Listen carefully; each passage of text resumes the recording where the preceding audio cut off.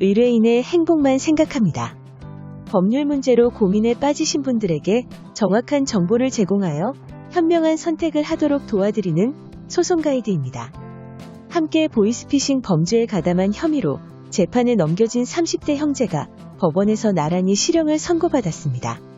대구지법 제1형사부는 보이스피싱 수급 및 전달책 역할을 담당하며 피해자들의 돈을 가로채 조직에 전달한 혐의로 기소된 A씨와 B씨에 대한 항소심에서 이들의 항소를 모두 기각했습니다.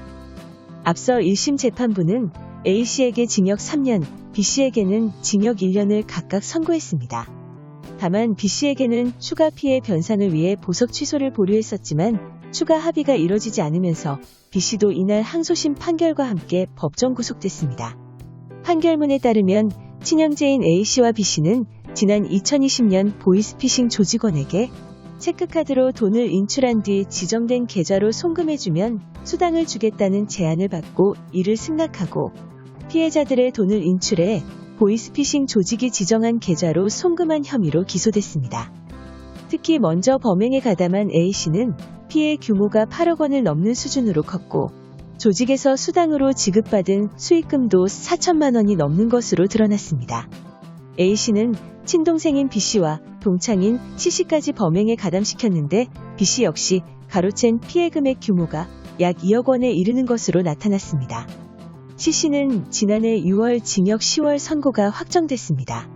항소심 재판부는 보이스피싱 범죄는 수법이 치밀하고 조직적이어서 단속이 어렵고 피해 범위가 방대할 뿐 아니라 회복도 용이하지 않는 등 사회적 해악이 커 엄격히 처벌해야 한다며 범행 기간 및 편취금이 상당하다는 점에서 죄질이 좋지 않고 죄책 역시 가볍지 않다고 양형 이유를 밝혔습니다. 대부분의 보이스피싱 전달책 사건에서 핵심은 미필적 고의를 인정할 수 있는지 여부입니다. 사기 범죄가 성립하려면 사기 범행을 알고서 실행행위를 해야 하는데 전달책의 경우 본인이 하는 행동이 아르바이트인 줄 알았지 보이스피싱인 사실을 모르는 경우가 많기 때문입니다. 그러나 현실은 녹록지 않습니다. 보이스피싱 범행에서 미필적 고의란 보이스피싱의 가능성을 예상하면서도 그대로 행동하는 의사를 말합니다. 금융기관에 채권 추심을 해달라는 일을 아르바이트로 했다고 하더라도 금융기관에서 이러한 방식으로 채권 추심을 하는 경우는 결코 없습니다.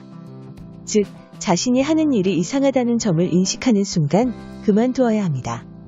이상하다고 생각했지만 계속 아르바이트를 한 경우 미필적 고의가 인정될 가능성이 높습니다. 보통 경찰은 조사를 받을 때 근거를 제시하면서 이상한 점을 느끼지 않았느냐? 라고 지속하여 물어봅니다. 이 모든 질문이 미필적 고의를 인정하도록 유도하는 질문입니다. 그리고 이상한 점을 느끼긴 했다라고 답변하는 순간 본인에게 불리한 답변을 한 것이 됩니다.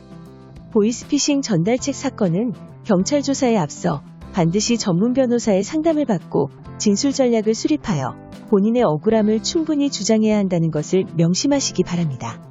소송 가이드는 법률적으로 문제가 될 수 있는 부분에 관해 상세히 설명을 드리고 그 해결책에 관하여 근거 법령 및 관련 법령을 제시하는 길잡이를 해드립니다.